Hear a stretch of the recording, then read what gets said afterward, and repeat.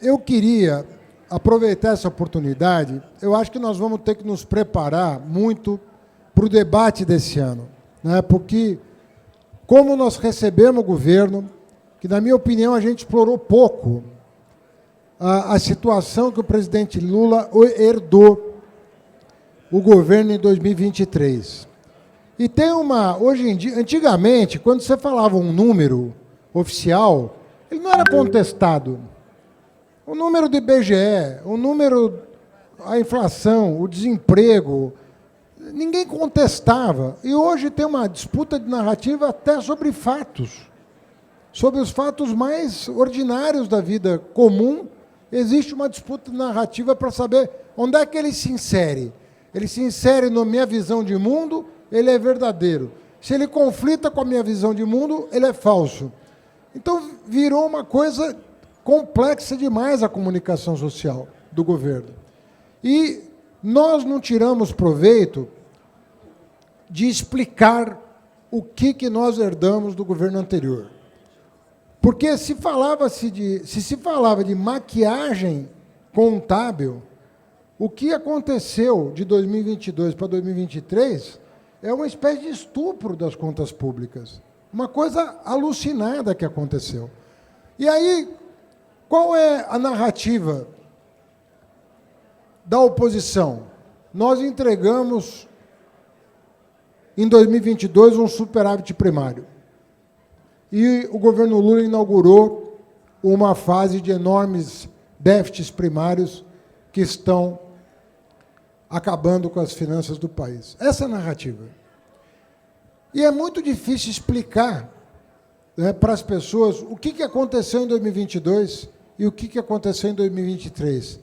Porque a forma, Fátima, como isso aconteceu foi a mais ardilosa já vista na história do Brasil.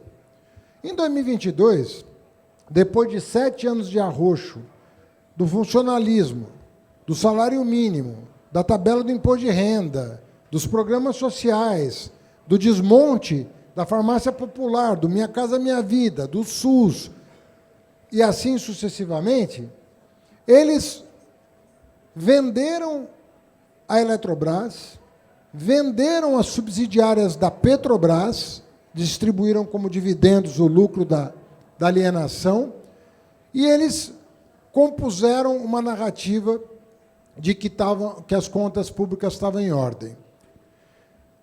Quando eles perceberam que o quadro eleitoral era muito desfavorável, o que eles fizeram? Eles, que já tinham no ano anterior aprovado a PEC do calote dos precatórios, ou seja, você só contava nas contas públicas o precatório até um determinado valor, a partir daquele valor o precatório não era pago, só ia ser pago em 2027, portanto, o ano que vem. Depois de ter aprovado a PEC do calote em 2021, eles aprovaram o que o ministro da Economia do governo chamou de PEC kamikaze, e que ele rebatizou, depois de enquadrado, de PEC das bondades, que é o fato de que, diante do fracasso eleitoral iminente, a partir de 1º de agosto de 2022, um conjunto enorme de auxílios iam ser concedidos para várias categorias profissionais, e o Auxílio Brasil, hoje Bolsa Família, voltava ao patamar de R$600, que foi retirado para gerar o superávit daquele ano de 2022. 1º de agosto ele começa a pagar os R$600. E, evidentemente, a população, que não é boba, percebeu que aquilo era simplesmente uma manobra para tentar ganhar a eleição. Não era uma proposta, não era um projeto de país, não era nada disso. Não era uma coisa consistente. E ele que imaginou que fosse comprar voto nos últimos 2 meses, ali, agosto e setembro, para ganhar a eleição, e ele dizia isso. Com esta PEC das bondades, ninguém vai me ganhar. E, obviamente, que botou a Polícia Rodoviária Federal para não deixar os petistas votar, né? Como vocês sabem. Bom, tudo isso não deu certo. E o presidente Lula ganhou por uma margem apertada, E quando eu estava em Davos, em 2023, em janeiro de 2023, e um jornalista do Japão me perguntou: vocês não estão muito preocupados com a margem apertada com a qual vocês ganharam a eleição? Eu disse que tudo isso que eu estou dizendo para vocês, disse, o que tem que ser explicado é como, apesar de tudo que esse governo fez, o presidente Lula ganhou a eleição. É isso que tem que ser estudado pela ciência política. Porque a ciência política não consegue explicar o fenômeno Lula, sobretudo depois de tudo que fizeram com a vida pessoal do presidente Lula nos anos do cárcere e na sua volta extraordinária, espetacular, para o Palácio do Planalto. Muito bem. O que acontece em 2000? Eu estou falando tudo isso, gente, que eu não sei se eu vou ter outra oportunidade de fazer isso aqui. E aqui está o Brasil inteiro representado, a gente precisa discutir isso. Senão a gente não vai para a disputa sabendo o que aconteceu. E aí fica todo mundo, o Haddad é neoliberal, o Haddad é comunista, o Haddad é o Haddad. Vocês me conhecem há uns 40 anos, né? Então, posso ter errado, posso ter acertado, mas eu sei o lugar que eu ocupo, eu sei de onde eu vim, sei para onde eu vou. Então está tudo em ordem comigo. Eu não mudei desde o Centro Acadêmico 11 de agosto que eu estou no mesmo lugar. Aliás, quem abonou minha ficha de filiação encontra-se aqui. Bom, dito isso, o que aconteceu com o orçamento de 2023? O governo Bolsonaro, que dizia que fez o superávit em 2022, entrega uma peça orçamentária para 2023, antes da eleição, porque o prazo é agosto, já colocando 63 bilhões de déficit. Então, o governo do superávit já falou, olha, o ano que vem vai ter déficit, independentemente do resultado eleitoral. Então, não é culpa de ninguém, é culpa do governo. Mandou com déficit. Só que ele esqueceu, entre aspas, de colocar o reajuste do Bolsa Família, que exigiria mais 52 bilhões de 400 para 600 reais, e como ele tinha aprovado a PEC do calote de precatórios, ele não colocou os 44 bilhões adicionais que ele precisava ter colocado. E ele não colocou por uma razão simples. A emenda só foi declarada inconstitucional depois que nós tomamos posse. Então, queridos e queridas, eu fico vendo esses jornais escrevendo sobre nós, e eu falo, isso aqui é jornalismo? O que é isso aqui? Porque uma coisa é o jornalismo telado.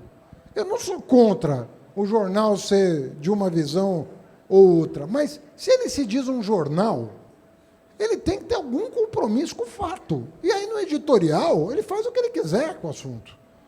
Fala o que quiser, não tem problema. Mas quando a reportagem, e eu estou dando uma adição, não precisa saber derivada, integral, limite, nada, estatística, é fazer uma adição com 3 parcelas. O orçamento, o calote precatório e a diferença do Bolsa Família. Ponto. Se você somar esses 3 itens, que bom que estamos ao vivo.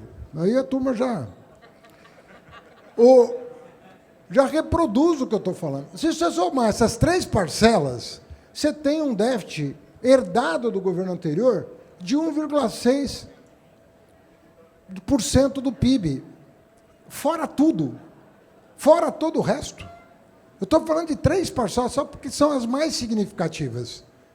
Mas se botar o calote dos governadores por causa do ICMS, combustível, a diferença que faltava para pagar o BPC, o reajuste real pela primeira vez do salário mínimo depois da eleição, dá mais. Eu estou colocando 3 parcelas para ninguém dizer que a conta é difícil. Para quem? Ninguém. O cara da terceira série, né, no terceiro ano do ensino fundamental, faz essa conta. Então ninguém pode alegar ignorância. Muito bem.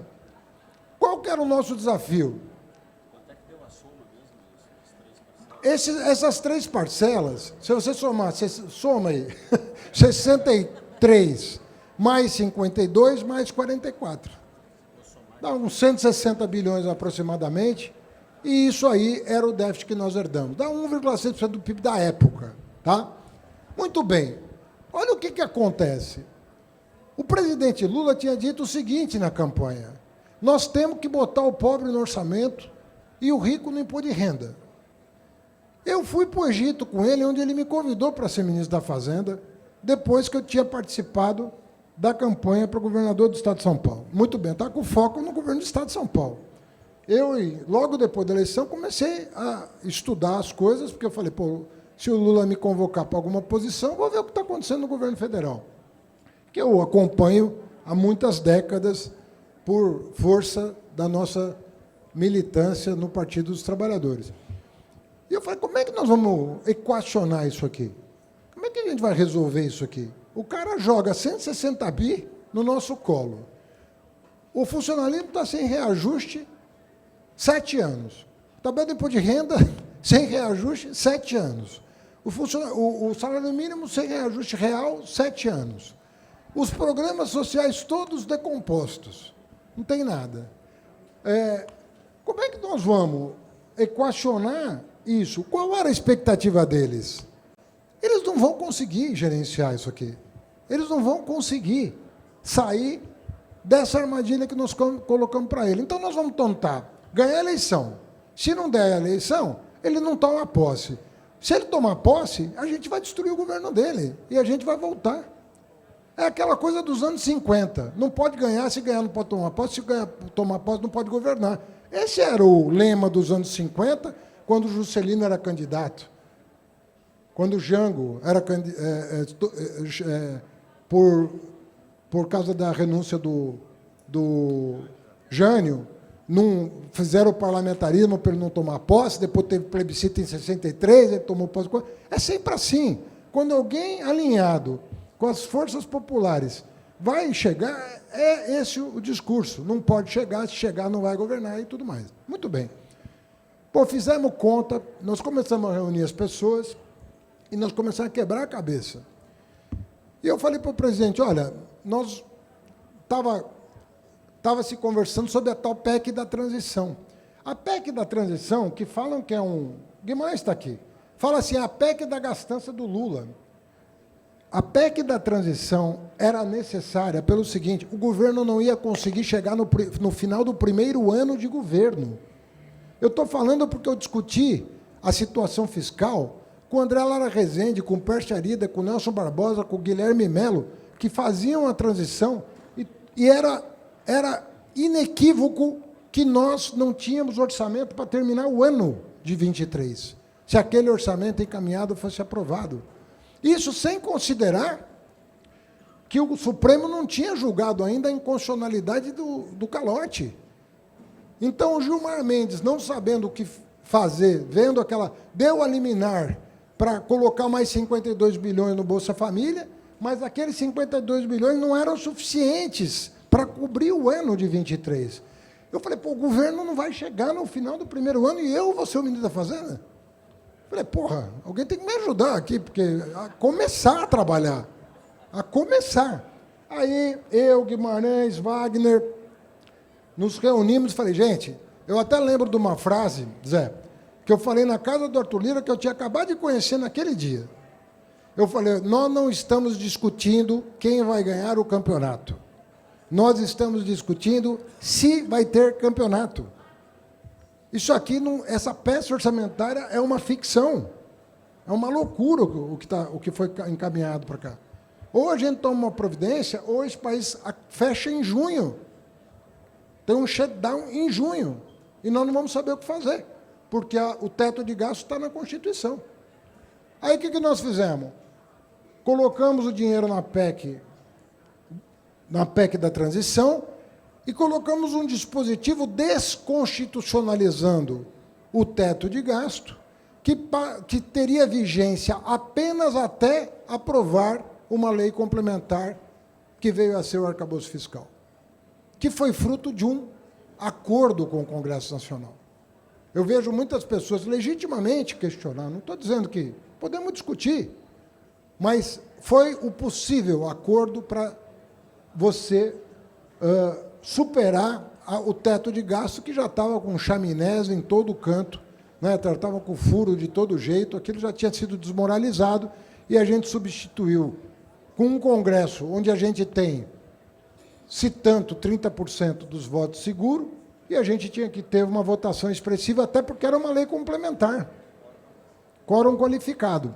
Então, às vezes, é fácil falar, pô, vai lá negociar. Olha, eu tenho certeza, e acho que o Guimarães é capaz de atestar, eu nunca vi a necessidade do Ministério da Fazenda estar sentado quase que permanentemente numa mesa de negociação, discutindo projeto a projeto, explicando projeto a projeto, para conseguir aprovar tudo o que a gente aprovou.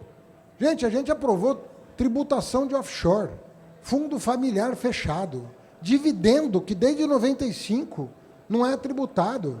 Nós voltamos o voto de qualidade do CARF, tinham privatizado a Receita Federal. Nós criamos o preço de transferência das multinacionais que exportam, subfaturando para não pagar imposto no Brasil. Eu podia ficar aqui à tarde só falando o que nós aprovamos, que foi tentado inúmeras vezes sem que ninguém conseguisse. Sem que ninguém conseguisse. E nos nossos governos, me desculpa a sinceridade, sem que ninguém sequer tentasse. Disso que eu estou falando. Agora, as condições nos obrigaram. Não é que não é mais valentia da minha parte, é sobrevivência. Se a gente não fizesse, a gente não chegava até aqui. Era uma questão de sobrevivência. E aí, foi aí que eu falei para o presidente Lula o seguinte, nós vamos ter que desconstitucionalizar, aprovar a PEC, aprovar uma regra orçamentária, e nós vamos ter que tirar a diferença no corte de gasto tributário. Porque nós não vamos conseguir manter salário mínimo congelado. E nem queremos. Nós não vamos conseguir, e nem queremos, manter a tabela de imposto de renda. Pelo contrário, o senhor quer chegar na isenção de 5 mil. Se o senhor quer fazer tudo isso e não desorganizar as contas, não reorganizar as contas públicas, porque elas já estavam desorganizadas, nós temos que ir para cima do pró-mamata e começar a cortar gasto tributário. Está cheio de penduricalho nesse orçamento. E eu dizia, a caixa preta que vocês acusavam o BNDES de ter, ela não existe. Mas a do orçamento eu vou abrir. E eu vou discutir benefício por benefício, subvenção por subvenção, subsídio por subsídio, porque tem 6% do PIB aqui que ninguém sabe a destinação. Todo mundo vai saber a destinação e nós vamos começar a discutir um por um para equilibrar as contas públicas pela primeira vez sem bombardear a base da pirâmide. Porque toda vez que se fala em ajuste nesse país, quem paga é a base da pirâmide. E nós não vamos fazer isso. E nós não fizemos isso. Em nenhum ano. Porque nós já tivemos que não dar reajuste de salário mínimo nos nossos governos anteriores, já sabe disso. Todos os anos teve aumento real de salário mínimo, todos os anos teve reajuste da tabela de imposto de renda, teve acordo salarial com todas as categorias profissionais. Nós fizemos o que o nosso programa determina, mas com a responsabilidade que nos cabe de arrumar a desorganização que aconteceu como uma tentativa atroz de tentar reverter o favoritismo do Lula em 2022.